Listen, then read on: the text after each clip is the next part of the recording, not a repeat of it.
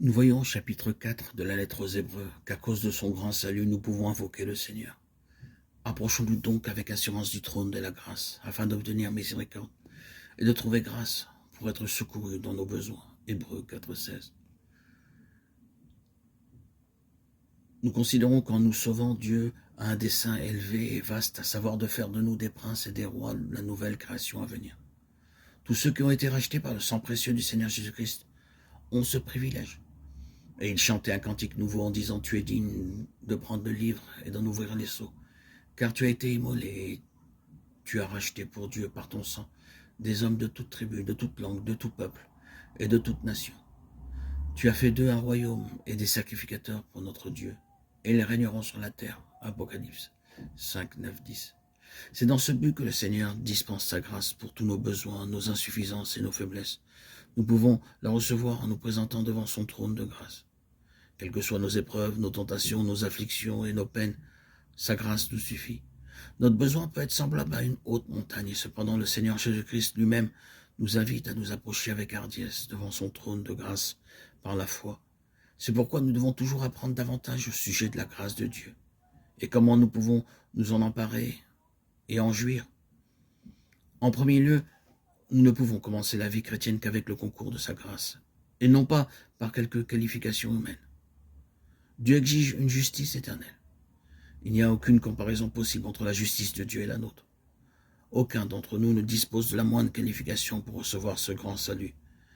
Ce n'est que par la grâce de Dieu et par notre foi dans l'efficacité du sang précieux du Seigneur Jésus-Christ que nous pouvons entrer en possession de ce salut et témoigner de la gloire et de la grâce de Dieu. Nous qui étions morts par nos enfances, nous a rendus à la vie avec Christ. C'est par sa grâce que vous êtes sauvés. Il nous a ressuscités ensemble et nous a fait asseoir ensemble dans les lieux célestes en Jésus-Christ, afin de montrer dans les siècles à venir l'infinie richesse de sa grâce par sa bonté envers nous en Jésus-Christ. Car c'est par la grâce que vous êtes sauvés par le moyen de la foi. Et cela ne vient pas de vous, c'est le don de Dieu. Éphésiens 2, 5 à 8. Paul en rend témoignage dans 1 Corinthiens 15, 10. Par la grâce de Dieu, je suis ce que je suis.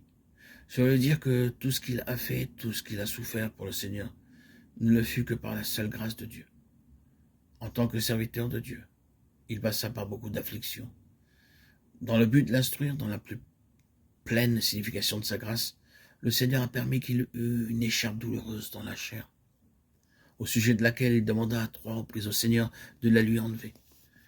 Nous ne connaissons pas la nature de cette écharpe, mais elle était très pénible. La réponse de Dieu fut celle-ci: « Ma grâce te suffit. » Plus tard, il rend le témoignage suivant. « C'est pourquoi je me plais dans les faiblesses, dans les outrages, dans les calamités, dans les persécutions, dans les détresses pour Christ. Car quand je suis faible, c'est alors que je suis fort. » Nous voyons ainsi que toutes nos peines sont permises par Dieu pour nous enseigner la signification de sa grâce et pour nous permettre d'en jouir. Même le plus faible croyant au monde peut devenir fort en proclamant sa grâce. Il n'est pas nécessaire que nous soyons tristes ou abattus à cause de nos faiblesses et de nos limitations, car nous avons un libre accès au trône de la grâce. Le Seigneur a traversé en notre faveur toutes les tentations possibles, et il est demeuré cependant sans péché. C'est pourquoi il intercède maintenant en notre faveur pour toutes nos faiblesses humaines. Quand je vois que les forces diminuent et que la tentation devient trop forte, lorsque ma foi baisse de plus en plus et que le doute remplit mon cœur, je dis: Seigneur Jésus-Christ, tu es mon souverain sacrificateur. Veuille donc intercéder en ma faveur et relève-moi. Accorde-moi maintenant ta grâce abondante. Et il me donne alors la hardiesse, la foi et la force. Veuillez donc accomplir votre vocation céleste. Quelque faible que vous soyez, le Seigneur a tout réalisé pour vous donner accès à son trône.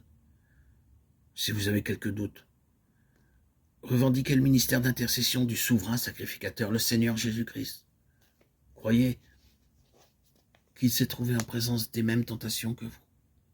Il connaît votre situation et sa grâce vous suffit amplement. Que le Seigneur vous enseigne à proclamer sa grâce pour votre vocation céleste.